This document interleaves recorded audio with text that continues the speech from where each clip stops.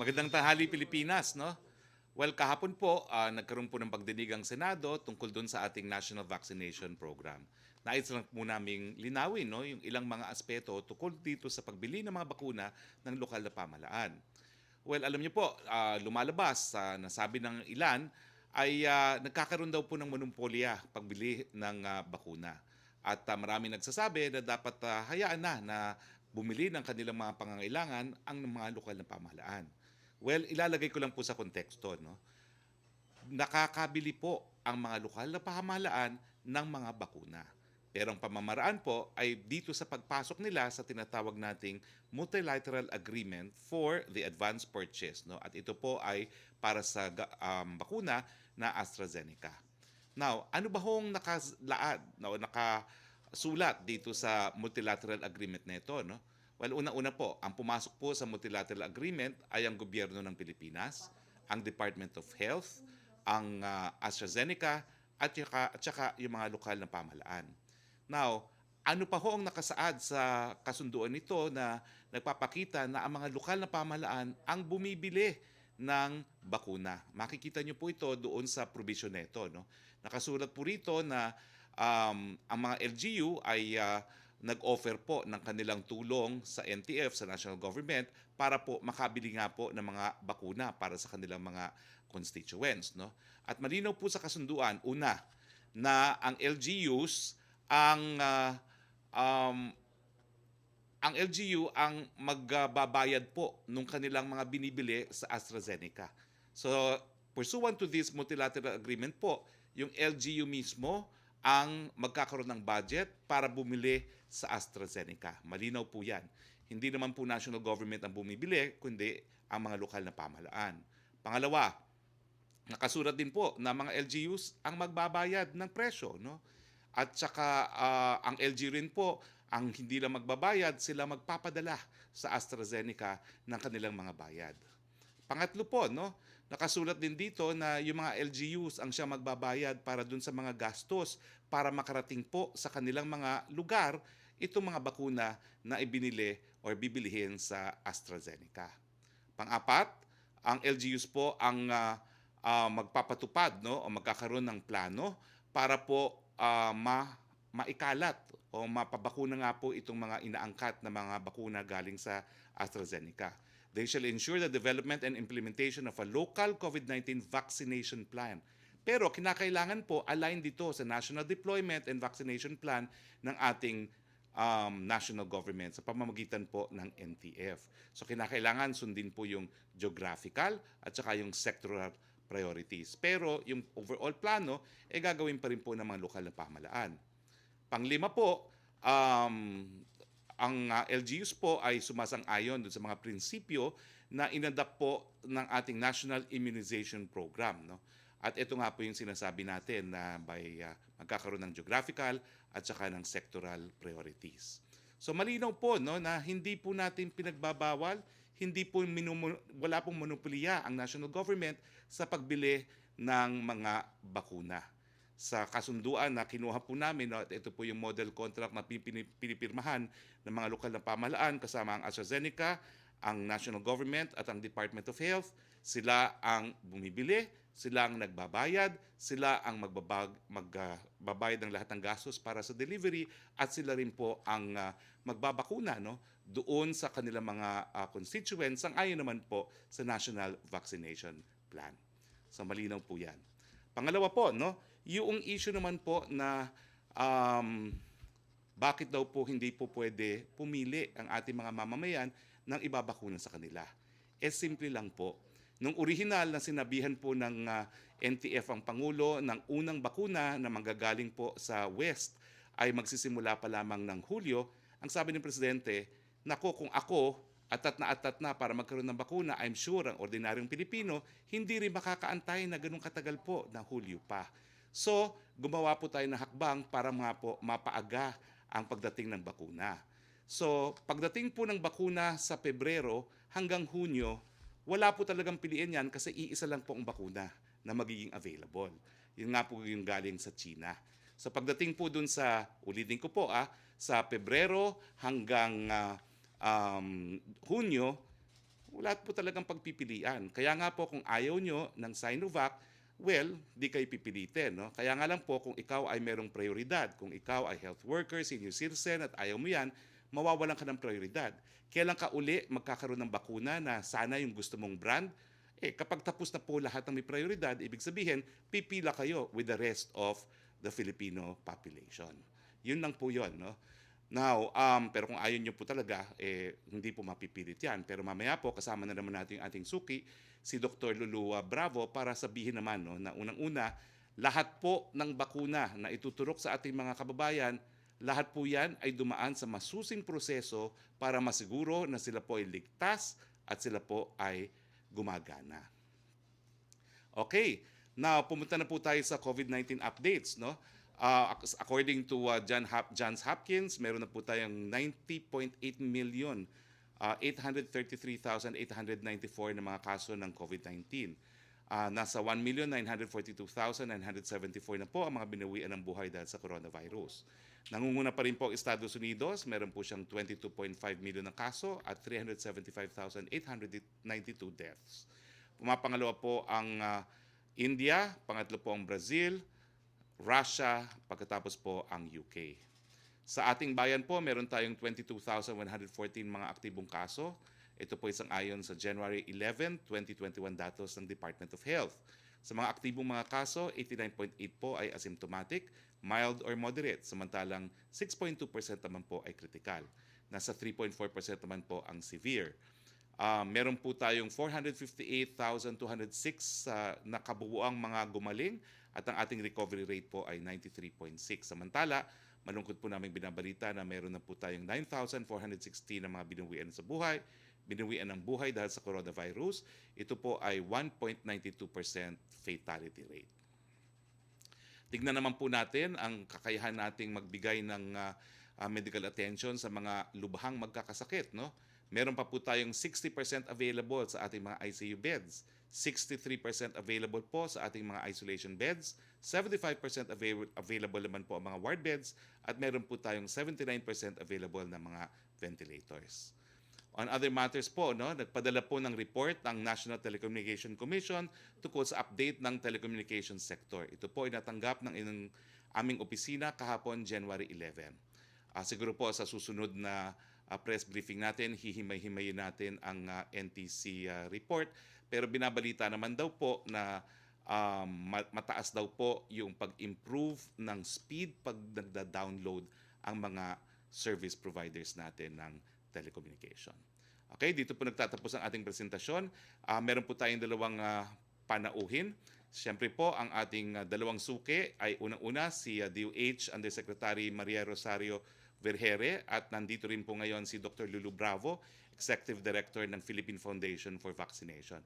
Unahin po natin muna si Yusek Vergere at meron lang po akong specific na tanong kay Yusek Vergere at I hope you will limit your questions to that issue kasi pinagbigyan lang po tayo ni Yusek Vergere, meron po siyang meeting, no? At uunahin po natin ang mga tanong sa kanya para siya po ay makapag-attend na ng kanyang meeting.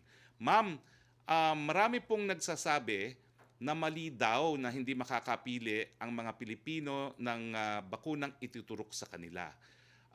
Ang kasagutan ko po, yung gaya ng aking sinabi, kung ayaw po nila magputurok, walang sapilitan, pero sila po ay magsasign ng waiver. Kung sila po ay nasa priority population na matuturukan at ayaw nila, ibig sabihin po niyan, they will lose their slot at babalik po sila, pipila sila. Ang kanilang bakuna will be kapag bibigyan na ang lahat ng mga Pilipino at wala na silang prioridad.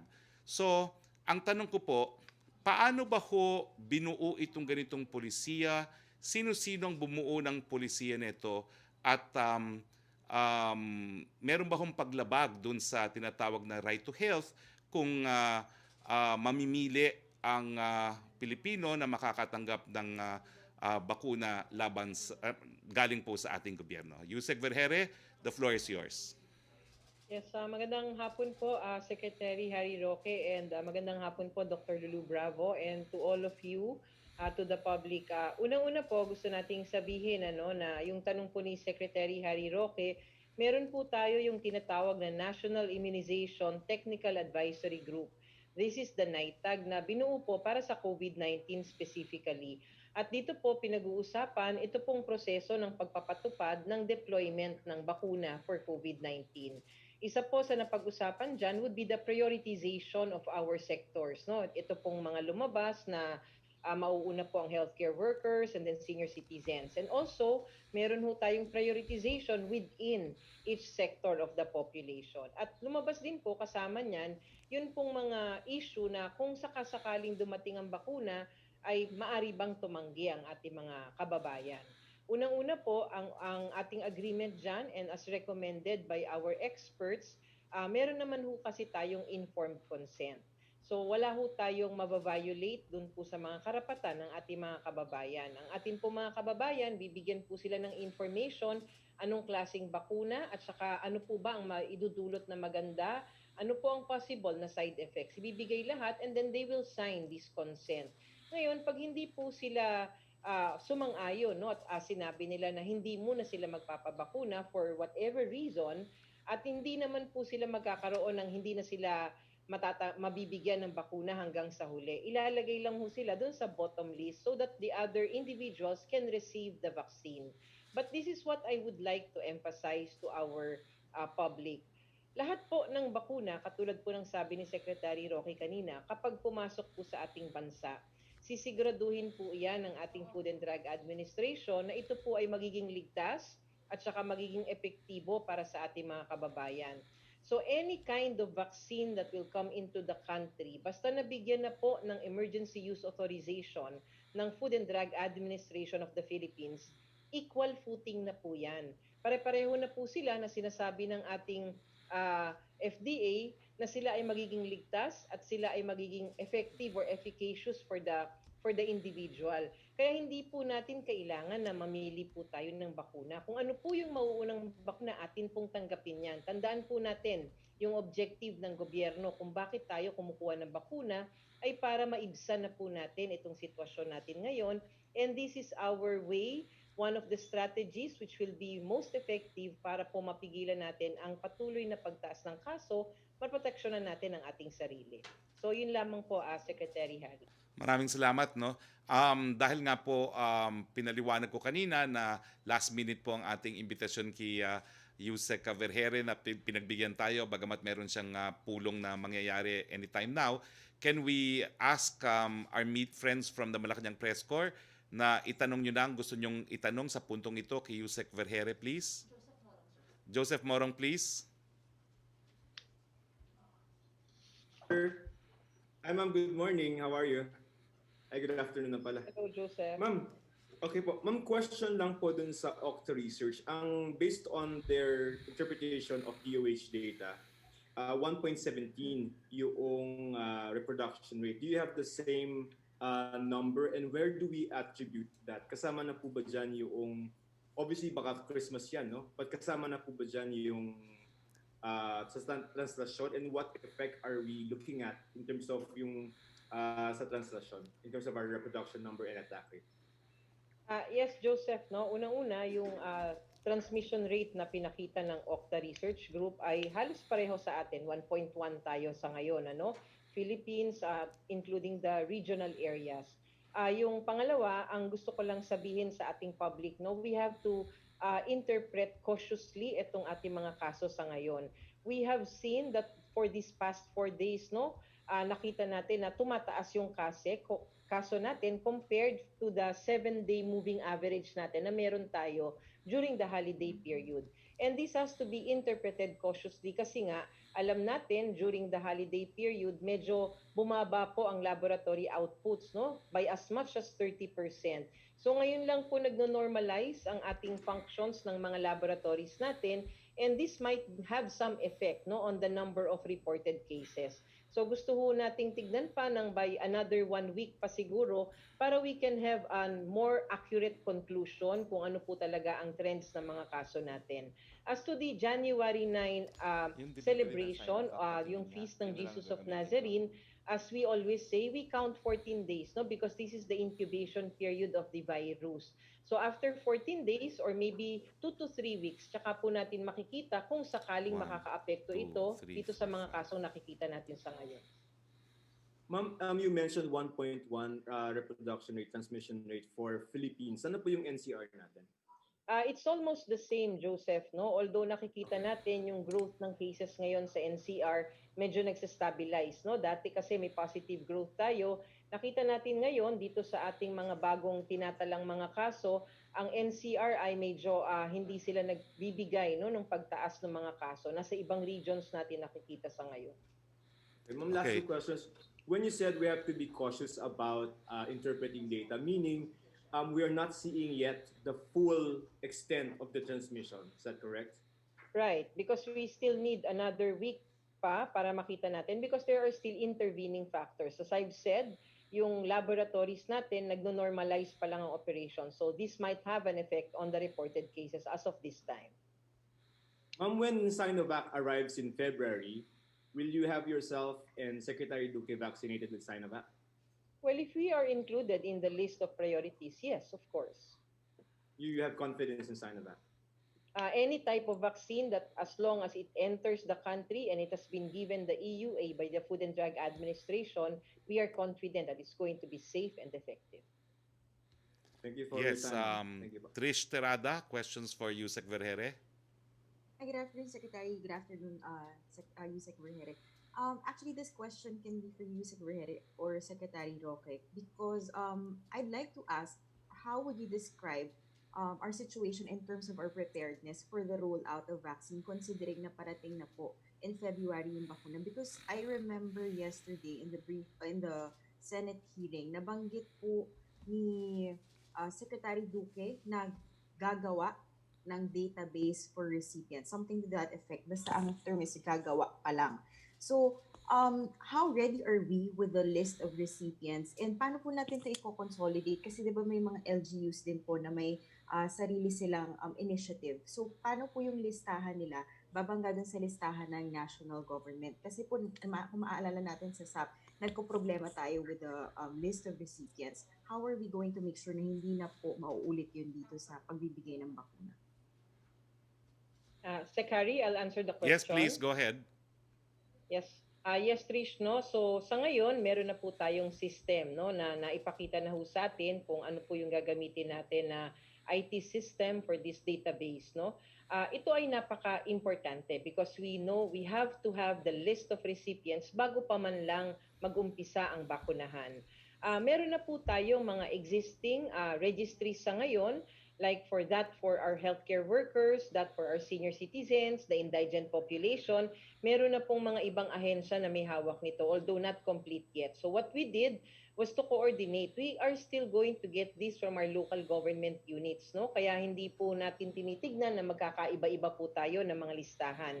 Meron na ho tayo mga pakikipag-ugnayan at meron na ho tayong instructions na nabigay sa kanila for submitting this specific list, no? Unang-una na yung healthcare workers natin so that we can validate what we currently have. So ito po ay inaayos na and hopefully bago matapos po ang January, meron na po tayong complete database. Alright, so maaasahan po natin na hindi na mangyayari ulit yung aberya in terms of distribution.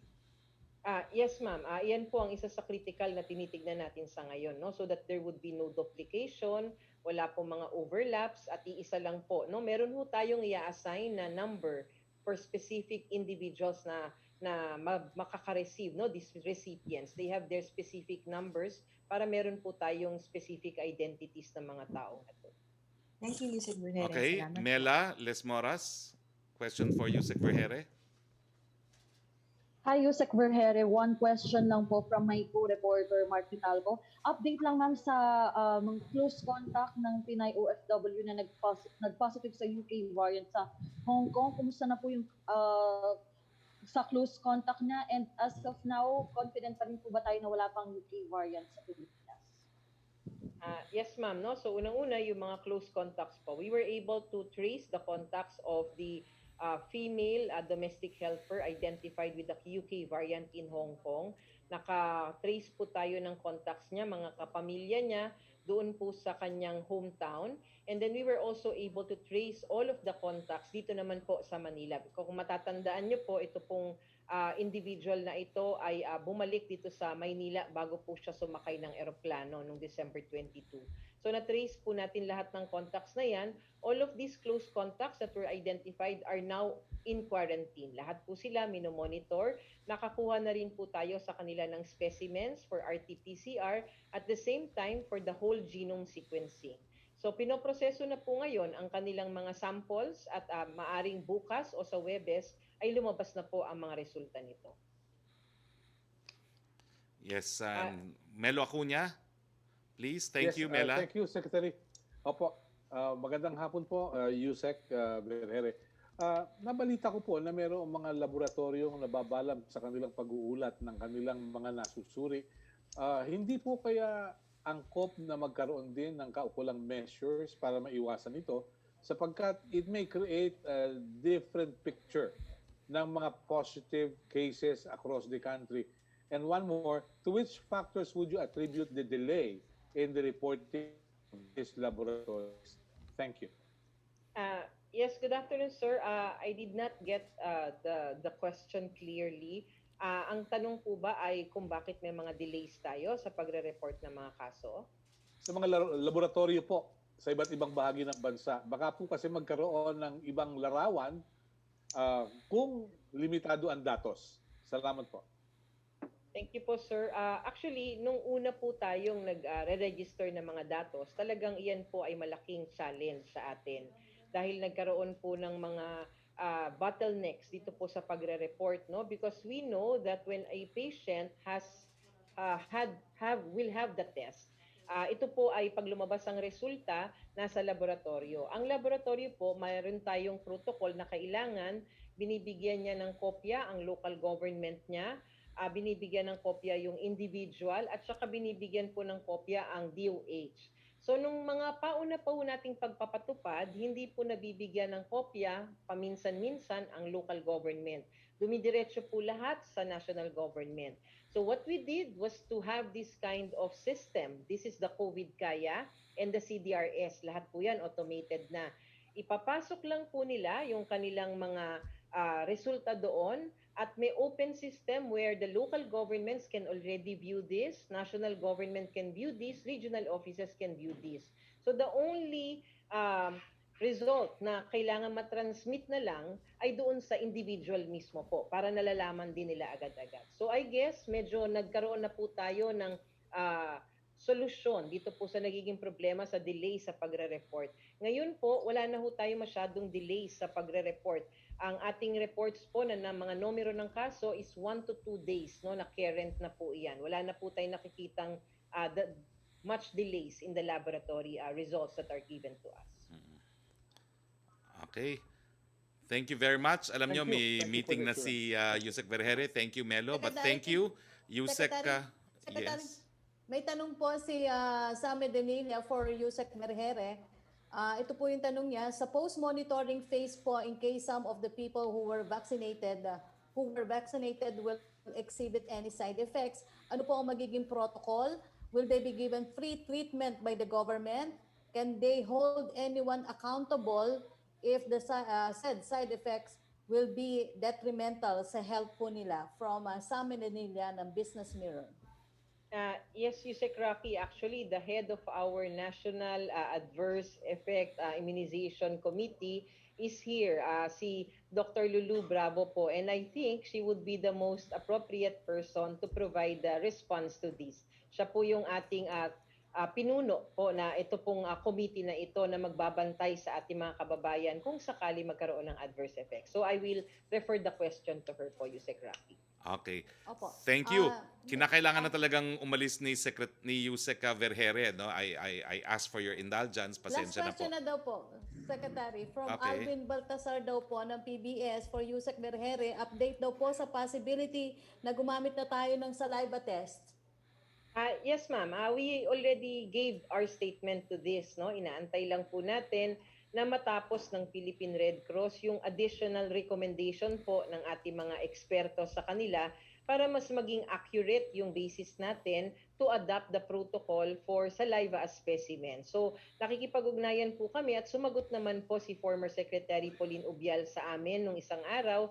Sabi nila, baka sakali by Monday makakapag-present na po sila sa ating Laboratory Experts Panel and the HTAC At kung sakali pong acceptable na po yung kanilang mga resulta, ay maaari na po nating umpisahan as long as yung kanilang testing kits na ginagamit ay kailangan pong magkaroon ng registration pa rin sa Food and Drug Administration. And we can already use this saliva as specimen for RT-PCR. Okay, thank Thank you, you Yusek very Vergere. much, Yusek Roque. And thank you, Yusek Vergere. Ma'am Dr. Lulu Bravo, thank you for your patience po, no? Pasensya na po kayo, no? Pero may tanong po, actually, na refer sa inyo si Yusek Vergere. Anong mangyayari kung magkaroon ng adverse effect yung nabakunahan na? Pero after answering that question, ma'am, napakakaunti daw ng mga Pilipino na may kumpiyansang magpabakuna, no? Pwede ba bigyan nyo kami ng dalawang matinding dahilan kung bakit dapat magpabakuna bagamat naintindihan natin kung bakit may mga alinlangan yung ating mga kababayan. Dr. Bravo, the floor is yours. Well, thank you very much, Sir Harry, for having me here. And thank you, Yusek Vergere. Alam mo, talaga naman, napakagaling ng araw-araw. Meron tayong explanation at diskusyon tungkol sa COVID. In fact, dapat talaga regular na pinapaalam natin sa ating mga kababayan na ang ating pamahalaan, ang ating DOH, sa mulat-mula pa, Marso pa lang, or sa umpisa ng pandemic, talagang bumubuo na sila ng mga plano. At sa totoo naman, marami sa ating mga eksperto ang nakukonsulta dyan. Isa na nga ako, sabi nga namin, no? Madami tayong eksperto dito sa Pilipinas, hindi lang kakaunti yan. Minsan nga lang, parang kinukulang sa media ang pumapasok na mga eksperto. Pero marami tayong eksperto. At yung tinatawag nating adverse event following immunization, alam mo, in place na yan dito sa ating DOH since 2013. I can tell you that kasi kasama ako dun sa mga unang-unang nagtatag ng NIFIC or National Adverse Event Following Immunization. Kaya minomonitor natin lahat ng maaring maging side effect ng bakuna. Alam naman natin, sa mulat-mula pa, walang bakuna na 100% safe and 100% efficacious.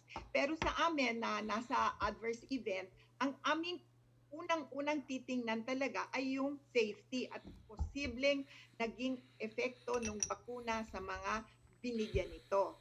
Ngayong COVID, talagang lahat ngayon interesado ano ang posibleng magawa kung sakali at merong adverse event.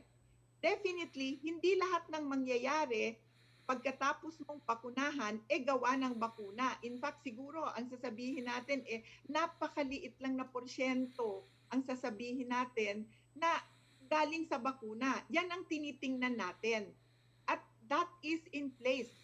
At doon sa mga regional na mga immunization center, meron din tayong mga local at regional AEFI committee. Remember, AEFI means adverse events following immunization. Gusto kong ipagyabang na mula noong 2013, konti lang dito sa Asia Pacific ang merong ganyang komite. At tayo ay nanguna dyan. At salamat sa tulong ng ating mga WHO, tinulungan nila tayo na gawin yung AEFI committee na yan. In fact, I was being asked nga sa ibang bansa, wala silang ganun noon. At ngayon ay in place yan. Ang sasabihin natin, pwede ba na magtiwala naman kayo na meron tayo niyan? Alam mo, sa totoo lang, nawala lang yung ating NIFIC nung magkaroon ng dengue nawala sa poder namin, pero nakita ko rin yan. Yung NIFIC na yan, yung National Adverse Event, composed yan of experts. Marami tayong eksperto dyan, hindi lang pediatrician, neurologist, mga espesyalista sa kanilang field na titingin doon sa mga pinaka-severe or serious. Of course, hindi namin tinitingnan lahat. Yung mild to moderate na kayang-kaya naman na i-explain nung nung bakuna, hindi na yan darating sa national. Doon na lang yan sa local or doon na lang sa regional. Hindi na yan aakyat doon sa national. Pero sana naman ay magtiwala tayo na talagang meron tayong National Adverse Event Following Immunization Committee na talagang mag-iimbestiga at bubuska at kung kailangan natin kumuha pa ng eksperto sa ibang field, gagawin natin. So yun yon, importante. At eto yung tanong mo naman na pangalawa, 'di ba, Sir Harry? Ano ang kailangan nating magkaroon ng paano tayo magkakaroon ng kumpiyansa sa mga bakuna na ibibigay? Alam mo, ako may tiwala sa ating FDA. Sa mulat-mula pa, maaring sabihin ninyo na bakit ganon, meron na bang bakuna? Meron na tayong mga nilagay, sabi ko nga sa mulat-mula pa, meron tayong in place na National Immunization Technical Advisory Group. Sinabi yan ni Dr. Vergere, di ba? Sabi niya, eto mga eksperto din yan, composed of experts din yan sa kanilang field. Hindi yan isa lang o dalawa na magdidesisyon kung anong nangyari, kung paano natin ipaprioritize ang ating mga pagbabakuna. Number 2, yung HTAC, yung ngayon, bago yan, kasama yan doon sa Universal Health Law, no? Na nagkaroon tayo ng Health Technology Assessment Committee. Again, nandyan ako, bilib na bilib nga ako dun sa mga bagong miyembro ng HTAC para sa ating immunization. Ay nako talaga, mas bata yan pero mas magagaling, mas nakakaintindi ng dapat tingnan kung ano ang naayon sa safety and efficacy na kailangan ng Pilipino. Kasi alam mo naman na hindi pare-pareho talaga ang safety and efficacy ng iba't ibang bakuna. Kaya kailangan ng mahabang pag-aaral, pag-iimbestiga, at yan ang gagawin ng mga iba't ibang komite na nakapailalim sa FDA. Kasi pag titingnan mo ang structure ng FDA doon sa vaccine COVID, meron yan para sa drugs at meron yan na para sa bakuna. Meron tayong vaccine expert panel, pinapangunahan niya ni Dr. Gloriani. Alam ko kung sino yung mga komposisyon nun. Isa doon, kaibigan ko pa na talagang alam ko na mga vaccine experts. So, marami. Alam mo, Sir Harry, hindi ko lang maintindihan na kung bakit hindi nila maintindihan din na napakarami nating eksperto sa bakuna na yan ay magsasama-sama, magtutulong-tulong upang siguraduhin na ang ibibigay sa ating bakuna ay yung talagang nararapat at mataas, wala tayong concern about safety at least yung efficacy, yun ang pinakamataas na maibibigay natin sa ating mga mamamayan. Ma'am, So, importante, lahat ng bakuna na ating gagamitin ay aprobado ng FDA, dumaan sa tamang proseso na tiningnan ng ating mga vaccine expert. Pagka tayo ay maniniwala sa mga expert, yon ang magiging batayan natin para tayo mawalan ng anxiety, mabalik ang pagtitiwala natin sa ating bakuna. Yan ay napaka-importante. Alam ko na wala yan for a while, but unti-unti. Pag nakikinig tayo sa mga eksperto, dadating ang panahon na tayong lahat, maski ako, tinanong kanina, sino ba yung nagtanong, magpapabakuna ka ba? Magpapabakuna ako, basta't ang bakunang yan ay dumaan sa tamang proseso ng pag-iimbestiga sa safety at efficacy, at alam ko na yan ay aking kailangan para ako makapamuhay ulit ng gawain natin noon. Diyos ko, ano ba yan? Ang hirap-hirap na tumira sa pandemic, di ba? Ito lang ang ating magiging daan upang tayo ay magkaroon ng normal life again. Unti-unti, babalik yan. Pero kailangan gawan natin ng pagtitiwala kasi sa aking tingin, bakuna ang magiging susi natin para sa ating magandang kinabukasan na bumalik sa dati. Sir Harry, over to you. alam po akong question, no? Kasi alam namin mga pasyente kami lahat, no? Ang tingin namin, lahat ng doktor may kinalaman dyan sa bakuna, no? In fact, maraming mga doktor ngayon nagsasalita sa social media, huwag kayo magtiwala sa ganitong bakuna. Ano ba ho ang credential para ka maging expert o para maging recognized expert sa bakuna, no? Para maging miyembro ng expert panel group, ng HTech at saka ng NITAG na sinasabi? Kahit sino bang doktor po can claim expertise on vaccines? Of course not, Sir Harry. Kasi napaka-komplikado ng mga aspeto ng bakuna. In fact, meron tayong masteral degree sa vaccinology na sa Italy pa ginagawa at iilan lang mabibilang natin. Siguro mga 10 pa lang ang may ganyang master's degree in vaccinology. 2-year course yan. Meron tayong tinatawag na mga certificate. Ako, nag-attend ako sa France. Marami tayong expert nag-attend ng vaccinology course sa Korea, sa France, sa Italy. Yan ay para lang malaman ang iba't ibang aspeto. Pero ang mas maganda na magiging kwalifikasyon mo ay yung gumagawa ka ng pananaliksik, research sa vaccine. Ako bilang vaccine trialist, and I have been a vaccine trialist for 35 years since the 1990s.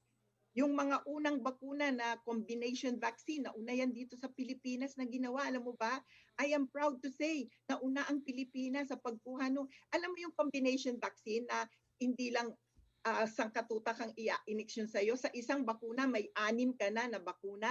Dito ginawa sa Pilipinas yan. Isa ako, I'm proud to say, na sa Pilipinas, naunang ginamit yan, nauna pa sa Amerika kasi naunang ginawa ang clinical trial dito sa Pilipinas. Yan ang sinasabi ko, ang mga vaccine trialist, ang unang makakakita kung ang isang bakuna ay merong safety concern. Kasi pinag-aaralan yan, bawat linggo, bawat buwan, yung observation period from the time that you get the vaccine, tinitingnan yan, minomonitor yan, hanggang matapos ang iyong clinical trial. And we know that if a clinical trial on humans exists, it is composed of, alam na natin, alam mo, eksperto na rin ngayon ng media ngayon sa sa phase 1, phase 2, phase 3. Sa phase 1, konti lang ang ginagawan kasi tinitingnan nila kung may mangyayari pag ikaw ay nabakunahan at saka anong dose ang mas maganda, di ba? Sa phase 2, mas marami na, mga daan-daan na, hindi lumalagpas sa 1,000 para makita yung level ng immunity sa katawan mo. And then phase 3, yun na yung maramihan na libu-libo na. It can range between 10,000 to as many as 100,000 na pwede mo gawan ng clinical trial. But ordinarily, naglalaro sa mga 20,000, 30,000 ang usual na phase 3. So mas maraming volunteer na sumali sa phase 3, mas malamang na mas makikita mo kung merong safety concern. Kasi alam mo, kung konti-konti pa lang, hindi pa, kasi iba-iba rin ang response ng mga tao, iba-iba rin kung ikaw ay itim, kung ikaw ay puti, kung ikaw ay brown race. So, kailangan rin na makita mo ang iba't ibang, tinatawag natin race, kung ano ang response nila sa bakuna. Hindi lang race, pati yung edad. Ma'am, pasensya na po at nagte-text sa atin yung mga kasama natin sa media at marami silang mga katanungan. No? But mamaya po siguro in the course of question and answer, tatanungin ko rin po siguro mamaya yung inactivated na tinatawag kasi nga po yung bakuna galing sa China ay inactivated, kung gaano pong ka-safe to at kung talagang tested na po ba yung inactivated. Pero let's proceed na po to our open forum. No? Yusek Roque, please. Yes, good afternoon, Secretary Roque and Dr. Bravo. A question from Laila Salaveria. Is Malacañang open to allowing LGUs, private firms, to procure COVID-19 vaccines without the involvement of the national government as some senators suggest? Well, sa ngayon po, hinimay-himay natin yung provision ng multilateral agreement. Ang talagang bumibili po ngayon ay mga lokal na pamahalaan. Kaya nga lang po, itong AstraZeneca, kasama po yan sa COVAX na tinatawag. Ang COVAX po ay isang kasunduan na sineperd ng WHO. At talingin mga estado lang po ang kabahagi ng COVAX. Hindi po kasama dyan ang mga LGUs at ang mga pribadong sektor. Kaya for purposes of COVAX, talagang kinakailangan po talaga magkaroon ng multilateral agreement dahil ang kasapi sa agreement ay ang bansang Pilipinas. What does Malacañang Lobo make of the fact that LGU seems to prefer to ink deals with AstraZeneca for a COVID-19 vaccine? Is this an indication that there is more trust in the UK vaccine? And will the national government take into consideration when procuring vaccines? Hindi naman po siguro, pero kasi nga po yung COVAX, isa po dyan sa mga bakuna na sakop ng COVAX ay AstraZeneca. Ano po ibig sabihin yun? hindi po pumayag ang Oxford University at ang UK government na yung mga mayayaman lamang ang makakabili ng AstraZeneca. Siniguro po nila na sila po ay magpapatupad ng kanilang katungkulan ayon sa COVAX na pati po yung mga mahihirap na bayan ay dapat mabigyan ng bakuna. Kaya nga po, halos lahat po ng LGUs ay ang binibili ay ang AstraZeneca kasi yan nga po yung isa sa pinakamalaking bakuna na kasapi po sa COVAX facility. Opo, another topic daw po, kung nabasa na daw po ni President Duterte yung DOJ's initial report on its review of killings in police anti-drug operations, which the DOJ submitted on December 29, and if he has, what does he think about it? Hindi pa po ako sigurado, no, kasi kahapon po full cabinet meeting, so medyo mahaba din yung agenda. Natapos na po kami ng 12:30, hindi kami nakapag-usap ni Presidente, pero bukas po sa Talk to the People, tatanungin ko po siya. Okay. Will Malacañang daw po make the report public for the sake of transparency, and why or why not? Hindi ko pa po alam, hindi ko pa nakikita kung ano yung report at saka hindi ko pa alam kung nakita na rin po ni Presidente. And I understand this is a preliminary report po. Thank you, Secretary. Punta naman tayo kay Mela Lesmores, please. Opo, hi.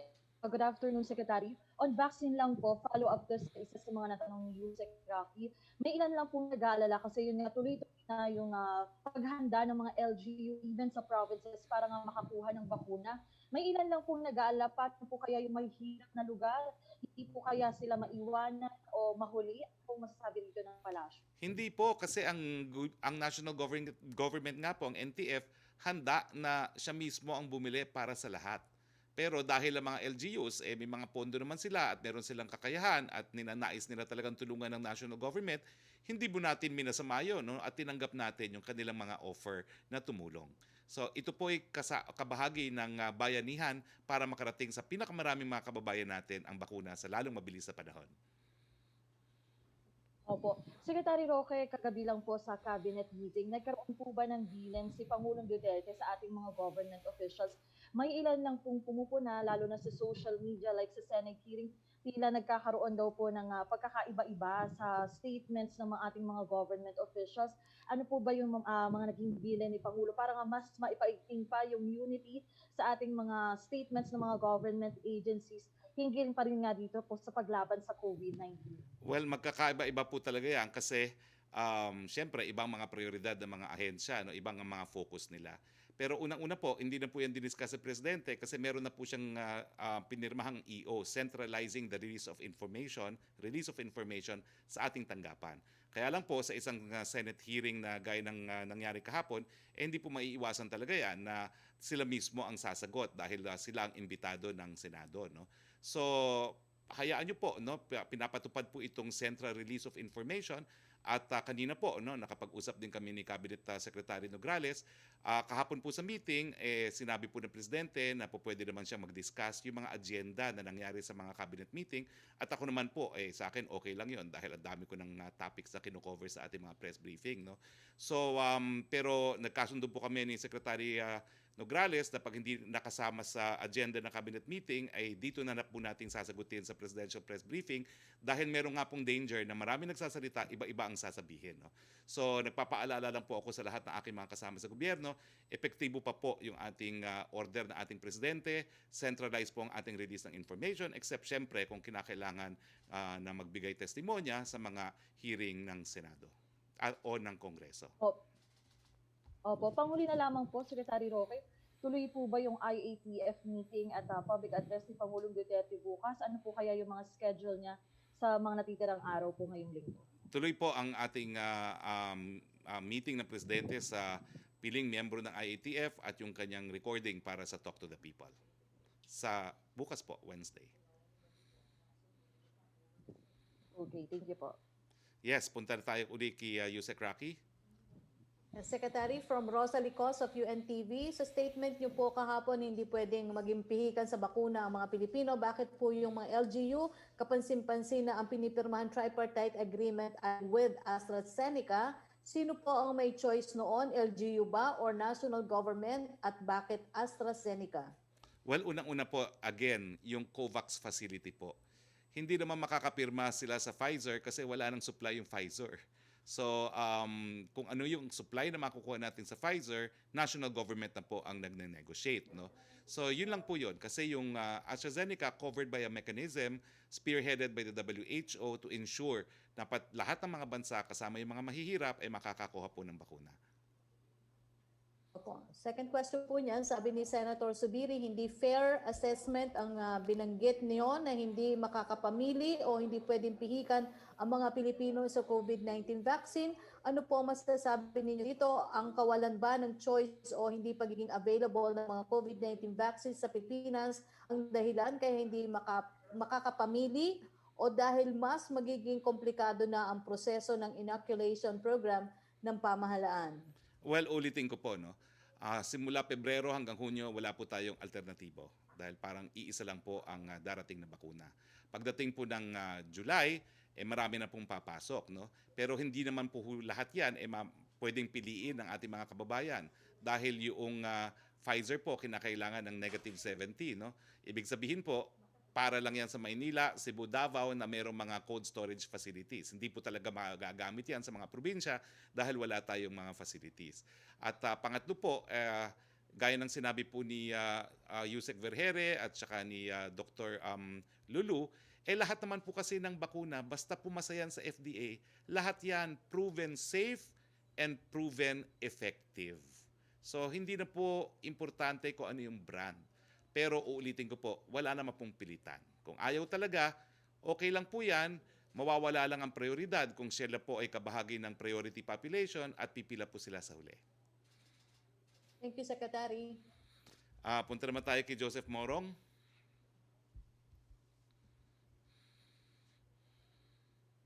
Joseph? Joseph Morong? Ano ba agad? Alam ko sila pa, sila Trisha pa. Anyway, sir, alright, first dun sa Octa research, si Secretary has confirmed that they have the same number with Octa, no? So it's 1.17 for NCR, a little bit 1.1 for the Philippines, and wala pa dyan yung sa translasyon. How do we mitigate, sir? Obviously, we cannot just wait for this number to blow up, to flare up. Mitigation, sir. Well, una-una, no? Yung nangyari ay nangyari na. Hindi na natin maibabalik ang panahon. Yung mga hindi po nag-observe ng social distancing nung panahon ng Pasko, Bagong Taon at Translasyon, narariyan na yan. Now, how do we mitigate? Una-una, siguro po yung mga hindi tumupad sa social distancing ng Pasko, ngayon po lumalabas na yung mga simptomas. No? Wala na tayong magagawa ron. Ang mabuting balita na lang po ay meron naman tayong sapat na kakayahan na gamutin kayo. Mukhang hindi po ma-overwhelm kumbaga ang ating health system. No? May sapat tayong ICU beds, meron tayong sapat na mga ward beds at isolation facilities. Pero yung sa translasyon, one way of mitigating is sundin po natin yung DOH advisory, no? Na kung ikay nagpunta sa translasyon, obserbahan mo ang iyong sarili. Kung meron kang simptomas, mag-isolate ka na hanggang maaari. At syempre po, no, magpa-test siguro after 6 days from translasyon dahil yan po yung effective na panahon para mabasa ng PCR kung meron ka na nga. No? Pero ang importante po talaga ay mag-ingat as much as possible, mag-isolate kayo at take note talaga po kung sino mga na-contact ninyo for purposes of contact tracing later on. Pero ang ating pakiusap nga po, no, tapos na po ang Pasko, tapos na Bagong Taon, tapos na ang translasyon, please lang po, para lahat po tayo umabot sa bakuna, iwas, hugas, and mask. Sir, is a stricter community quarantine in the radar screen because we have 2 more weeks in January? That will depend on the data po. No? Ang pinaka-importanting data na tinitignan natin is yung 2-week attack rate at saka yung ating critical care capacity. At ngayon po, maluwag naman po. All right, sir. My question will be now on the Sinovac vaccine. Right now, sir, mukhang yan yung medyo solid na plan, no? You mentioned 50,000 doses. Si Secretary Galvez said yesterday, February 20, ang arrival ng vaccine.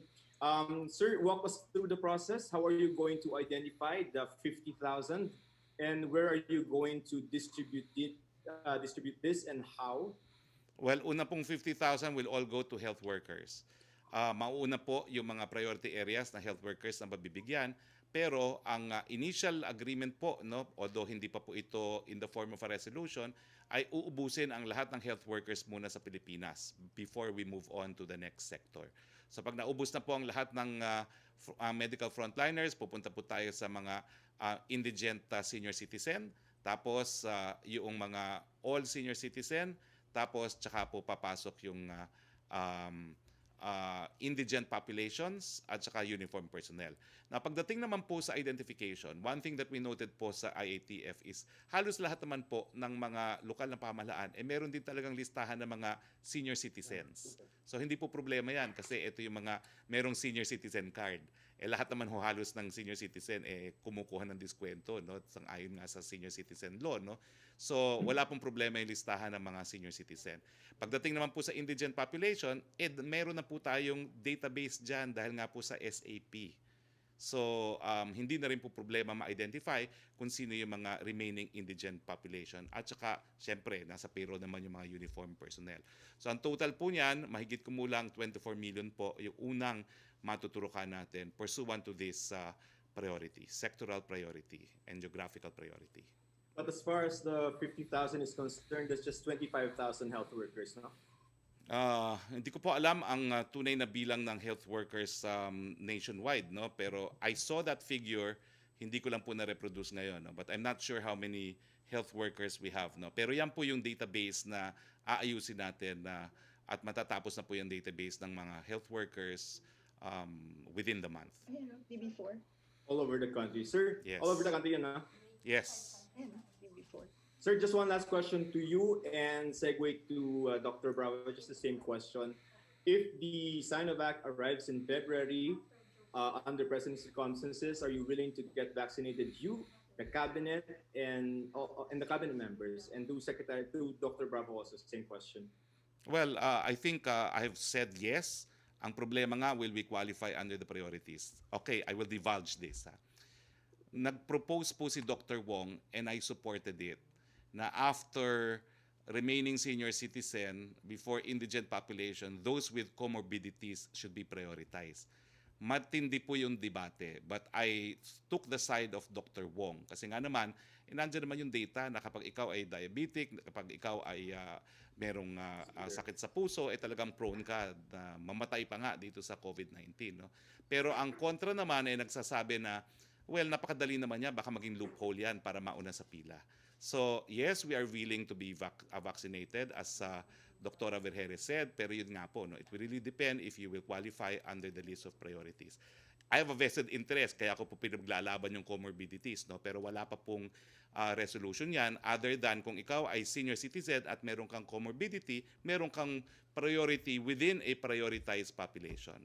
Pero pinagdidebatihan pa po yung whether or not those with comorbidities and possibly with PWDs will also be in the list of priorities. Sa ngayon po, ito pa lang ang ating list of priorities.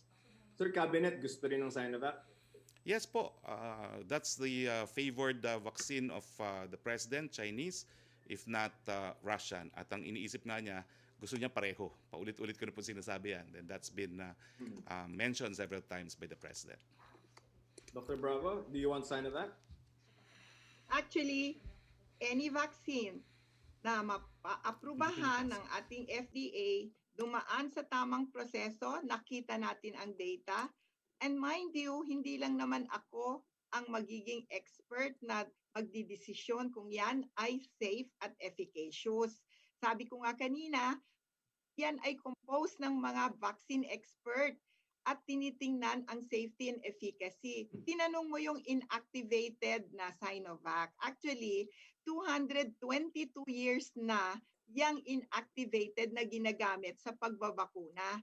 Mula patsapol, yung smallpox vaccine noong 1798 when it was first officially used in UK. And since the time on, we have had many vaccines that use that inactivated as a way of doing vaccination. In a way, actually, basta't inactivated, hindi live, medyo safe yan.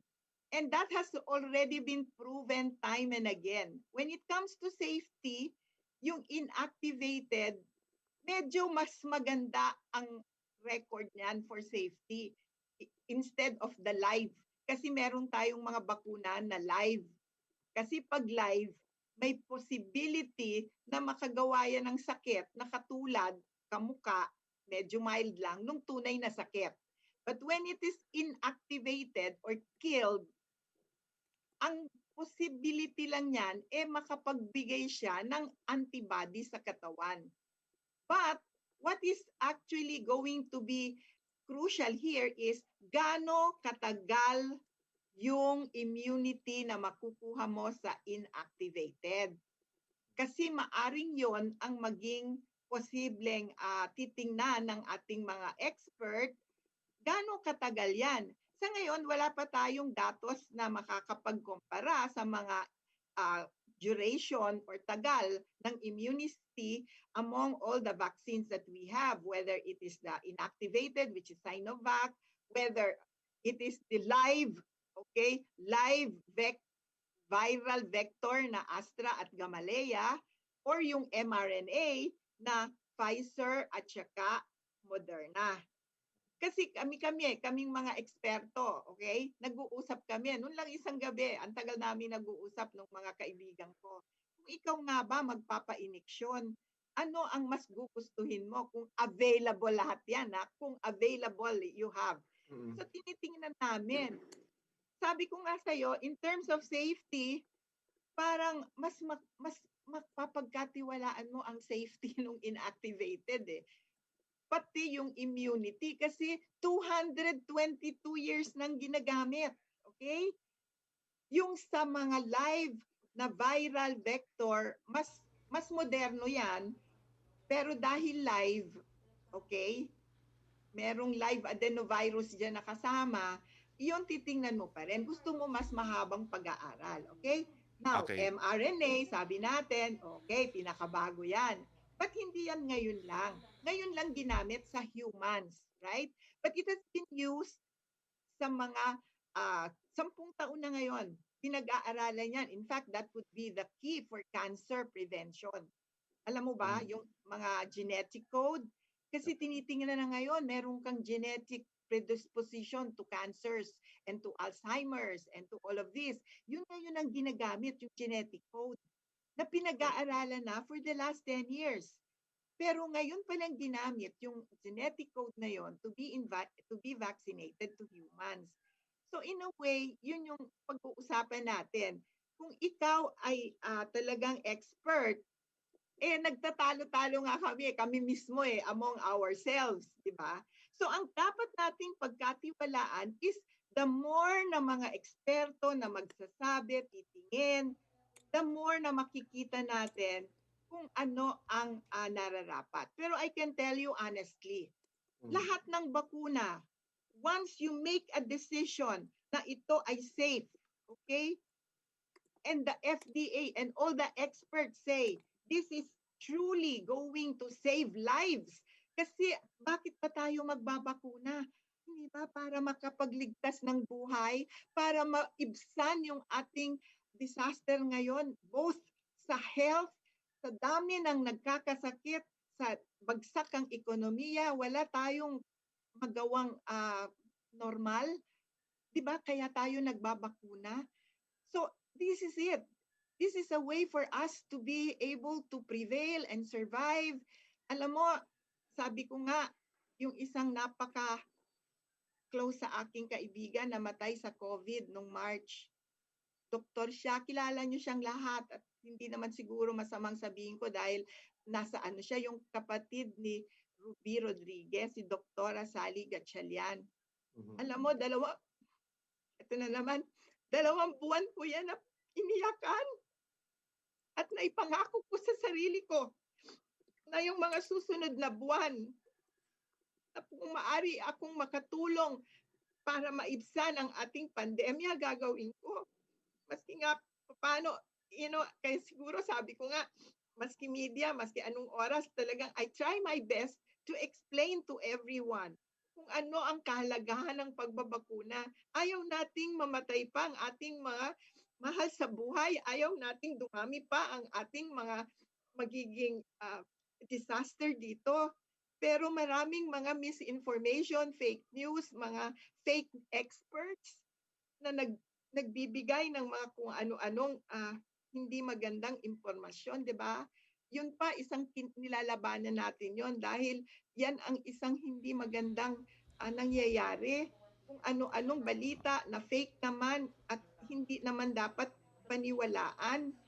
So ang sabi ko nga kay Sir Harry initially, sana naman maging regular na makapagbigay tayo ng tamang impormasyon at maniwala ang ating mamamayan na ang kahalagahan ng pagbabakuna ay nakasalalay sa ating mga leader. Okay? Walang leader na gustong magkaroon ng masamang epekto ang anumang ibibigay sa atin, di ba? Ma'am, thank you So, for over. Okay, underscoring the thank you, urgency. ma'am. Thank you for your time. Meron lang po akong breaking news. Kakapasok lang po from the Office of the Executive Secretary. Kasama na po ang People's Republic of China, Pakistan, Jamaica, Luxembourg, and Oman sa mga bansa na meron pong bagong COVID-19 variant at pinagbabawal po ang pagpasok ng mga dayuhan galing sa mga bansang ito na galing po doon sa mga lugar na yon effective January 13, 2021 at noon, 12:01 p.m. until January 15, 2021 subject po to further recommendation of the IATF. At itong travel ban, well, hindi po travel ban, travel restriction na ito ay jointly recommended po by the Department of Health and the Department of Foreign Affairs. Ulitin ko po, People's Republic of China, Pakistan, Jamaica, Luxembourg, and Oman have now been included in the countries with travel restrictions. Filipinos coming from these territories can still come home but subject to the absolute 14-day quarantine kahit anuman po ang resulta ng kanilang PCR tests. Now, okay, Joseph, okay na, no? Thank you, sir. Yes, sir. Thank you very much, Joseph. Thank you very much, Doc. Punta tayo kay Yusek Roque, please. Yes, a question from Chris Jose Remate Online. Yun daw pong reaction nyo sa sinabi ni Bayan mo na Representative Ferdinand Gaite na may karapatan ng publiko na maging choosy sa bakuna kung ang kalusugan nila ang nakataya dahil trabaho ng gobyerno na siguruhing ligtas at epektibo ang bakunang gagamitin sa mga mamamayan. Uulitin ko po, pag nabigyan po yan ng emergency use authorization ng FDA, kahit anong brand po yan, yan ay ligtas at effective. Kaya nga po, kung ayaw ninyong magpaturok at gusto nyong ibang brand, kung meron po kayong priority, mawawala ang prioridad ninyo, pipila po kayo sa huli ng linya. Opo, yung question from Virgil Lopez ng GMA News Online, nabanggit niyo na po yung sa sinabi ng lawmakers with Senator Subiri and Representative Gaite. Ang second question niya, does the national government plan to manage, if not rein in the initiatives of cities in securing vaccines for their constituents? And how will it ensure that LGUs will not use public funds to buy vaccines that will benefit only their favored constituents? Well, unang-una po, no, yung distribution ng bakuna will have to be pursuant to the National Immunization Program.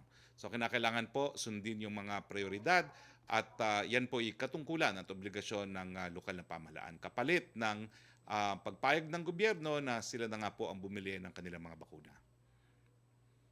Opo. Third question po niya, what will happen to LGUs without the resources to get the vaccines? Ay, gobyerno pong nasyonal ang bibili, no?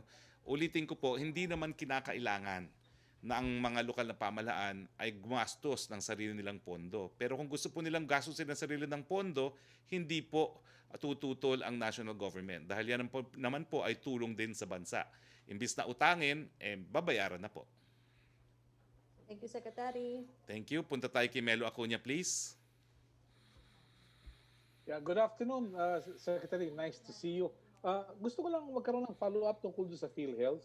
Meron na po ba tayong update kung anong problema at hindi nababayaran yung mga pagamutan dahil sa panganib ang mga magtutungo sa mga pribadong pagamutan? Number one. Well, kahapon lang po mo tinanong sa akin yan. No? Siguro sa Thursday, imbitahin na natin si Attorney Giran, no? Na siya nang sumagot. No? Ay, opo. Very good. Pero dito po sa bakuna natin, marami pong mga interesadong magpabakuna. Subalit, hindi kaya yung karanasan sa Dengvaxia noon, this will be for you and for Dr. Bravo, hindi po kaya yung Dengvaxia experience na naging dahilan kaya meron pagdududa ang ating mga kababayan? hindi po natin madideny na meron pong influence yan. Kaya nga po ang panawagan ng mga tunay na eksperto gaya ni Dr. Lulu Bravo, wag po natin pakinggan yung mga self-proclaimed experts. Kasi kapag naapruban po yan ng FDA, lalo na for general use at ginagamit sa buong mundo, wala pong dahilan para matakot tayo sa mga ganyang bakuna. So, ulitin ko po, maging kritikal sa pagtanggap ng mga impormasyon tungkol sa mga bakuna. Bigyan ng tiwala po ang ating FDA dahil narinig nyo naman kay Dr. Bravo, bukod dun sa expert panel, meron pa tayong HTech, meron pa tayong NITAG, lahat po yan ay mga vaccine experts. Totoo po, ang mga doktor ay qualified po na magbigay ng medical advice, pero para po sa mga vaccines, meron po talaga tayong mga experts dyan na karamihan ay doktor din, pero merong additional na pag-aaral para maging eksperto o tawaging vaccinologist. Yun po ang pakinggan natin. Yeah. Si Dr. Bravo po kaya, ano po kayang maidadagdag? Dr. Bravo, good afternoon. Hello, Melo. Yes. Magandang hapon. Nabanggit mo kasi yung Dengvaxia eh. Kasi alam mo, mula nung 2018, kami kasama nung aming mga kasamang experts at mga, pati yung Doctors of Truth, kung natatandaan nyo, talagang nakita namin ang naging masamang epekto nung Dengvaxia issue sa ating immunization. And ako nagsaliksik din kung anong nangyari sa COVID noong lumabas yan. Bumagsak talaga ang mga immunization services sa buong mundo. Pero sa Pilipinas, ang laki ng naging epekto kasi mahirap mag-rebound dahil marami pa rin ang nag-aagam-agam. At ngayong COVID-19, nandito na, bakuna, nagganyan pa rin ang ating problema na agam-agam pa rin ang ating mga tao sa pagbabakuna. Samantalang sa buong mundo, nag-aagawan na ang mga bansa para makakuha ng bakuna, hindi ba? Yun na nga yung sinasabi ko, nakikinig ako kay Sir Harry. Pagka ang bakuna ay naging aprobado, nakita ng mga eksperto na pwedeng gamitin dahil ang safety at ang efficacy ay aprobado, hindi tayo dapat mag-agam-agam. Ngayon, wala namang 100% safe at wala namang 100% efficacious. Maski nabakunahan ka, pwede ka pa rin magkaroon ng sakit. Lalo na kung, sabi natin, meron talagang tinatawag na vaccine failure, di ba? So mag-ingat pa rin tayo hanggang hindi tayo nakakakuha ng tinatawag na herd immunity, meaning 70% at least of our population has been vaccinated or has had the disease. Sa ngayon, ang nasasabi nakikita natin, ang ating populasyon nasa 5% lang or less ang nagkaroon ng sakit na, diba? Sa Amerika nga, mas mataas almost 10%. Sa iba, sa New York, 25% na ang kanilang may nagkasakit. So tayo, medyo mas maganda pa rin ang ating datos. Okay. Pero ganun pa man, ibig sabihin, marami pang maaring magkasakit at mamatay kung hindi mababakunahan or magkakaroon tayo ng iwas, ano yung sabi ni Sir Harry? Iwas, hugas, mask. Okay. Dr. Bravo, was there some shortcut somewhere during the Dengvaxia approval sa FDA noong panahon? Kaya nagdududa yung mga kababayan natin? Wala. I can tell you that. I have been saying that. We have been saying that since time immemorial. Alam mo ba kung ilang libo ang ginawa sa Dengvaxia? Ma'am, pero hindi ko sabihin. I love you, ma'am, pero wala. marami mang tanong and I share your answer. Wala pong shortcut sa Dengvaxia, no? Kaya nga po ang mensahe ni Dr. Lulu Bravo na tunay na eksperto, huwag kayong makinig doon sa mga self-proclaimed experts, bagamat sila po yung mga doktor. Marami po yan. Yusek Roque, please. Yes, Secretary Roque, tanong po mula kay Angel Ronquillo ng RMN DCXL. Duterte really good at recycling daw po, recycling waste. According daw po ito to Senator De Lima on Aguirre's, I think Attorney Vitaliano Aguirre's appointment to NAPOLCOM. Reaction daw po. Siyempre po, galit na galit talaga yan si Senator Laila De Lima kay Sec Aguirre dahil siya yung Secretary of Justice nung siya'y nasampahan ng kaso. No? So anyway, Sabihin na lang po natin, appointment is exclusive prerogative of the President. Mag-antay po si Senator Laila de Lima na maging presidente siya para ma-appoint niya yung mga gusto niyang ma-appoint. Pero right now po, the President is President Rodrigo Roa Duterte. From Rose Nobinario of Hataw, yung reaction niyo daw po sa statement ni Bayan Muna Representative Ferdinand Gaite na may karapatang maging choosy ang mga Pinoy sa tatak ng COVID-19 vaccine na ituturok sa kanila dahil nakasalalay ang kanilang kaligtasan at pera ng bayan po ang ibinayad dito. Already answered po, no? Basta pumasa po yan sa FDA, lahat po yan ligtas, lahat po yan ay epektibo. Opo. From Angel Ronquillo ng RMN DCXL, since nalalapit na po ang rollout ng Sinovac vaccines, may way po ba kung paano mamamonitor ang mga mabibigyan ng bakuna? Sa US po kasi, base na rin sa guest sa Laging Handa kanina, sinabi ni Dr. Frederick Toroncales, isang Filipino doctor na nabakunahan na ng Pfizer, na meron silang cellphone app para mamonitor ng gobyerno kung nagkaroon ng negative side effects ang bakuna. Well, nasagot na po yan ni Dr. Lulu. Nauna po tayo dito sa Asia na pagtayo ng Adverse Effect Committee. No? So yan po ay bagamat national, meron po mga lokal yan. No? So ipagbigay alam lang po siguro sa DOH, sa closest barangay center na meron kayong adverse effect at makakarating naman po yan sa ating DOH at doon sa Adverse Effect Panel. From Tina Mendez of Philippine Star for Dr. Bravo, what's your reaction daw po on the demand recommendation of senators to allow private sector and LGUs to procure and distribute the anti-COVID-19 vaccines even under EUA? Do you support it? And how can this speed up the protection against the virus for majority, if not all Filipinos? Alam mo, ang importante kasi is yung limited supply. Meron tayong tinatawag na supply and demand. Hindi pa natin nga alam kung magkakaroon tayo ng sapat na bakuna. In fact, what we heard is even WHO may be delayed in their distribution. So, importante lang na mabigyan lahat ng nangangailangan at priority. Kung bibigay mo yan sa LGU, parang magkakanya-kanya, parang hindi maganda, hindi mabibigay yung dapat na prioritization. Pinag-aralan mabuti, I think, ng buong panel, ng buong vaccine cluster, ng even the NITAG, kung sinong ipaprioritize. Hindi ba mawawalan ng halaga yung preparasyon natin doon kung magkakanya-kanya tayo? Opo. Parang hindi maganda eh. Opo. From Angel Ronquillo, para pa rin po kay Dr. Bravo, paano daw po makakatiyak na ligtas ang Sinovac? Wala pa itong EUA dito sa Pilipinas at wala din po sa EUA listing ng World Health Organization.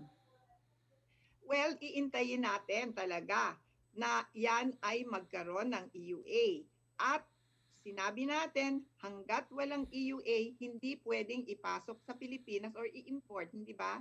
So, kailangan talaga intayin natin na magkaroon tayo ng sapat na approval at efficacy, safety, tiningnan ng buong komite na nakasalalay dyan ang ating paniniwala. At ang sinasabi ko lagi, isa lang naman ang mensahe natin, listen to the experts. Yan ang magsasabi sa atin na ligtas at effective ang mga bakuna na gagamitin natin.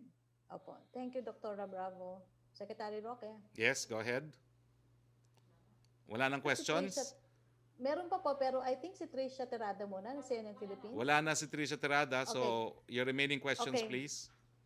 Question from Chris Jose ng Remate Online. Komento po ng Malacañang sa pagkakabasura ng graft case sa Ombudsman ni ex-DOTR Secretary Abaya at iba pa sa MRT3 maintenance deal. Well, decision po yan ng hukuman. We will respect it at titignan po natin kung anong po pwedeng maging course of action ng gobyerno laban dyan sa decision na yan. No? But we leave it to, we respect the decision of the courts and we leave it to the special prosecutor kung anong remedy ang susunod na gagawin nila. Opo, question pa rin mula kay Christos de Afremate. Reaction po ng Malacañang regarding daw po sa Pulse Asia survey na nagsasabing nanguna sa approval at awareness rating si Secretary Duque among other departments secretary sa publiko sa pandemya. Ito po ay sa kabila po ng mga pambabatiko sa kalihim. Isinagawa po yung survey November 23 to December 2, 2020. Well, hindi ko pa po nakikita ang survey na yan, pero alam niyo naman sa panahon ng pandemya, talagang tumitingala tayo sa mga doktor dahil sila ang mga sundalo sa gerang ito. Opo, thank you, Secretary. Yan lang po yung nakuha na natin tanong. Okay, so wala na po tayong mga tanong. Pero bago po tayo magtapos, ulitin ko po, kasama na po ang People's Republic of China, Pakistan, Jamaica, Luxembourg, and Oman sa merong travel restrictions. Ang mga dayuhan galing sa mga lugar na ito ay hindi po makakapasok effective January 13, 2021, 12:01 p.m. hanggang January 15, 2021, subject po to further recommendations of the IATF. Ang mga Pilipino galing sa mga lugar na ito ay po pwede pong umuwi, pero kinakailangan po mandatory 14-day quarantine kahit ano pa ang resulta ng kanilang PCR test. So sa ngalan po ng ating Presidente Rodrigo Roa Duterte, unang-una maraming salamat po kay Dr. Lulu Bravo. Ma'am, wag po kayong magsasawa dahil importante po talaga na ipaintindi natin sa ating mga taong bayan kung bakit dapat sila magtiwala, no, sa mga bakuna kahit ano pang brand yan, no? At maraming salamat din po kay Yusek Vergere at pinagbigyan tayo sa absolute last minute invitation natin. Pero importante po na iparating ang mensahe na yung decision po na kung tatanggi, mawawala pong priority at pupunta po sa end of the land ay isang desisyon ng mga eksperto. No? At maraming salamat din po sa ating mga kasama sa Malacañang Press Court. Maraming salamat din po kay Yusek Roque. Well, mga kababayan, matindi po talaga ang debating nangyayari sa bakuna, pero wag po natin kakalimutan. No? Unang-una, kaya naman po natin binigyan ng prioridad yung pagdating ng bakuna dito sa Pilipinas dahil ninanais nga ni Presidente na mabawasan yung mga magkakasakit pa at mamamatay dito sa COVID. Magkaroon naman po tayo ng tiwala sa ating mga eksperto na hindi naman po yan ituturok sa atin kung ito po ay hindi ligtas at hindi gumagana. Dahil kung hindi po tayo magtitiwala sa eksperto, kanino po tayo magtitiwala? At gaya po ng sabi ni Dr.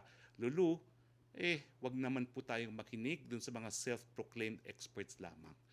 Bigyan po natin ng respeto at tiwala yung talagang mga maraming alam tungkol sa bakuna.